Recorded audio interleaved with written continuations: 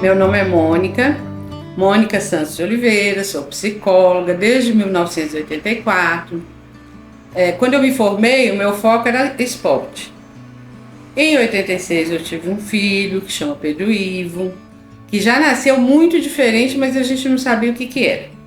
Muito diferente mesmo. Ele arrastava no berço com 7 dias de nascido, para vocês terem ideia. Em 1989, ele já numa escolinha, ele não falava, ela era o dobro dos outros coleguinhas. Eu e a diretora, que também era uma psicóloga, começamos a achar ele muito diferente mesmo. Ele começou a rodopiar, ter estereotipias e não falava nada, né? Então, ela me chamou, uma pessoa muito bacana, prestou muita atenção nele, né? E ela me chamou e falou assim: olha, Mônica, o que está acontecendo? Seu filho é muito diferente, você já notou, né? Falei, já, desde que ele nasceu que eu notei, ninguém nunca tinha falado isso comigo. Porque eu perguntava a pediatra, ela falava, não, o menino tá bom, não tem nada com ele, né? Aí ela falou, Mônica, vamos partir do princípio então, vamos fazer uma busca diagnóstica, né? Aí a gente partiu do princípio, 3 anos, enorme, e não falava. Aí levamos no fonoaudiólogo, que ela conhecia muito, por isso que a gente começou por ele, porque era muito conhecido dela. E ele olhou o Pedro, fez uns testes lá de som, o Pedro prestou atenção no som dele, ele mandou para um otorrino, que ele falou assim, Mônica, para mim ele escuta super bem, mas vão levar no otorrino para ver se tem mais alguma coisa, né? Fizemos todos os exames, o otorrino falou assim, não, a audição dele é perfeita, porque muita gente falava isso, por isso que a gente prestou atenção nessa coisa de audição, porque muita gente falou, não, ele é surdo, porque as pessoas falavam que ele não olhava para as pessoas, estava nem aí.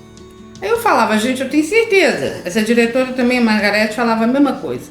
Certeza que ele não é surdo porque falou água, falou comida, falou carro e falou música. Ele pode estar a quilômetros de distância que ele já chegou. Então a gente eu sabia que ele escutava, né?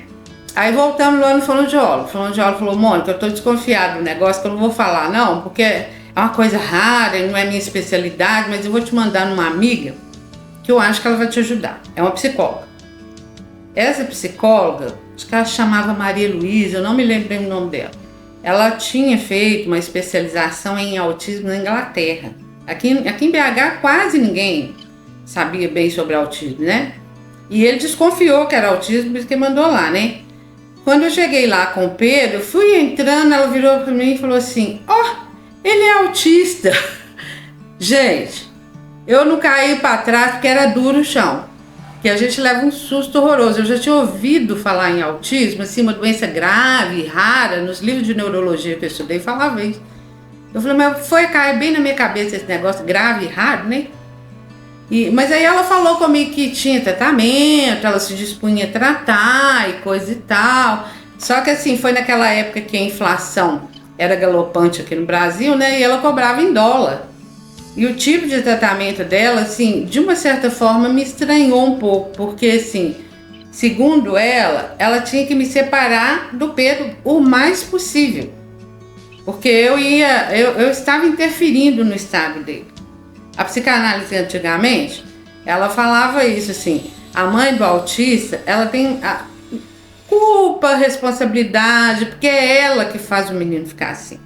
É porque ela geralmente é deprimida, ela não faz muito contato com o filho, ela não sorri muito, não sei o que. E essa psicóloga, Maria Luísa, era psicanalista. Aí eu falei, gente, vamos partir de uma coisa bem objetiva, em vez de eu brigar com ela, eu não tenho como pagar, né? Em dólar, ela ia ficar muitas horas com o Pedro, eu não tinha como pagar. Para pagar aquela consulta dela já foi um horror, né?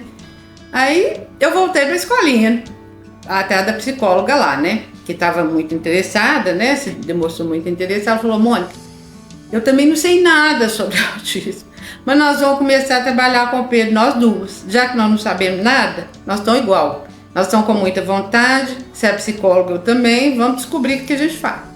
Aí ela descobriu lá no FHEMIG, um psiquiatra, que sabia alguma coisa de autismo, mas ele não sabia do tratamento exatamente, porque ele era um psiquiatra, né? Mas ela fazia uma supervisão com ele, uma vez por mês, e a gente ia bolando o que fazer com o Pedro, né? Eu e a Margarete é que bolávamos, e ela levava para o supervisor, às vezes ele pontuava, isso aí tá bom, isso aí pode aumentar um pouco, né? Mas era uma segurança esse supervisor. Que na verdade quem trabalhou com o Pedro mesmo foi eu e a Margarete. E a gente teve uma ideia brilhante, que já que a gente não sabia nada, até a ideia começou comigo. Eu falei, Margarete, nós não sabemos nada de autismo, né? Mas o Pedro Ivo tá aqui, né? Na nossa frente. Bonito, fortão. Vamos trabalhar com o Pedro Ivo? Se você tem de autismo.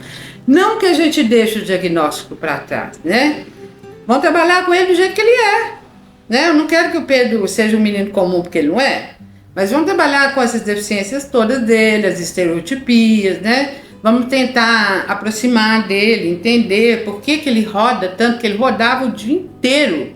Ele não dormia, ele ficava rodando, ele e rodinhas. Ele arrumava coisas, objetos circulares, né, para ficar rodando.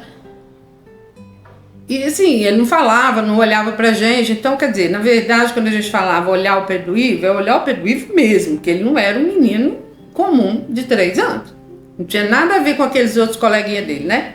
E a gente começou a pensar assim, ó, já que a gente não sabe onde é que vão as coisas, onde chegam para ele, né? Onde a gente chega, vamos fazer o seguinte, quando a gente estiver com ele, tudo que a gente estiver pensando, sem filtro, a gente vai falar. Por isso que hoje me dizem às vezes que eu sou sem filtro, né? Eu não era antes disso, não. Eu peguei essa mania de ser, mas e assim, eu fico falando mentira, nem sacanagem, é honesto isso. Meu pensamento, ele sai, né? Porque eu aprendi a falar isso para o Pedro, porque a gente achava assim, que pelo que a gente percebia dele, ele estava entendendo a gente. Ele dava a entender pra gente por causa dessas palavras, tipo comida, né? A gente sabia que ele estava entendendo em algum lugar, né? E a gente começou a tentar, principalmente eu, a entrar na brincadeira de rodopio, que deu muito certo, foi muito legal. E esse negócio de falar, eu acho que é legal, porque hoje em dia ele já tem 37 anos e os professores dele comentam isso comigo, Mônica. A gente conhece um monte de autista severo, igual o seu, que hoje falam tipo 3, né? Nível 3. Mas o Pedro Ivo, ele entende período. Os nossos autistas não entendem período, só palavra. Aí eu falei, gente, deve ser por isso que a gente estimulou demais, a gente ficava falando, você fala em períodos mesmo, né? Período é uma frase completa, entendeu? Porque geralmente quando o pessoal trabalha muito com autista, assim, no ABA tem frasezinhas, mas os autistas mais severos mesmo, às vezes eles não pegam o ABA, os mais antigos não trabalharam com ABA, né? Então, assim, por exemplo, o Pedro Ivo tem colegas que têm 30 anos, 27, que são autistas, e as professoras sempre falam isso. A gente conversa com eles por palavra. Por exemplo, Pedro, pega aquilo, por exemplo, um balde, ponto. Com o Pedro Ivo, meu filho, a gente pode falar assim, ô Pedro Ivo, faça favor de pegar aquele balde ali que eu estou precisando dele para completar tudo, estou precisando dele para fazer alguma coisa, explicar, né? E ele entende, a gente percebe isso, ele não tem problema com isso. Porque eu acho que isso teve a ver com essa falação nossa, né? Gente, olha, vou retomar um pouquinho, né? Porque eu estava falando quem sou eu, agora eu vou contar por que eu estou aqui, né? Eu morei na Bahia, em Teixeira de Freitas, trabalhava lá, né? E eu fui dar palestra num congresso que veio gente do mundo inteiro. Agora eu já moro em BH, viu, gente? Não fiquei lá, não. Fiquei lá um tempo. Mas nesse congresso, a hora que eu subi para falar, eu não fui falar de autismo, eu fui falar de acupuntura. Que eu também era estudante de acupuntura, e a acupuntura é uma terapia alternativa, né?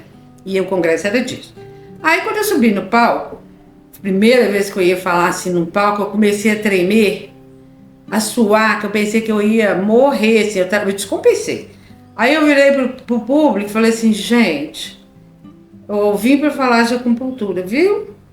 Mas eu só entendo de autismo. Depois que eu falei isso, desandou a acupuntura. Eu tinha feito slides, aí eu comecei a falar, né? Quando eu terminei a palestra, o pessoal veio me perguntar se eu entendia de autismo, porque ainda, nessa época ainda era uma coisa assim, que não era muito difundida. Aí, muita gente me perguntou por que eu não escrevi um livro. Eu passei anos com esse negócio na cabeça, escrevendo pedacinhos, eu pensava uma coisa, escrevia no papel, né? Em 2013, eu fui fazer um coaching. E para eu ganhar o meu diploma de coach, ficou estabelecido que eu tinha que escrever meu livro. Porque era um coach para me crescer na minha profissão, né? Para me andar mais para frente naquilo que eu sabia, né? E aí em 3 meses eu tinha que escrever o livro. Aí eu escrevi o livro contando sobre o Pedro Ivo. Não foi nada difícil, porque já estava tudo na minha cabeça, né? Faltava só a liga, né? Pessoal, vou deixar aqui meu convite para vocês se inscreverem no meu canal, Mônica Santos de Oliveira, porque eu vou continuar falando sobre autismo, vou contar os meus casos práticos, minhas experiências com todos os autistas que eu conheço, muito com o meu filho, porque a gente vive 24 horas de umbigo colado, mergulhei no autismo dele, né? E eu também acho muito interessante, assim, que eu percebo que mães jovens, pais, têm o diagnóstico do filho com autismo, né? Entram muito em desespero, que o nosso mundo hoje está corrido.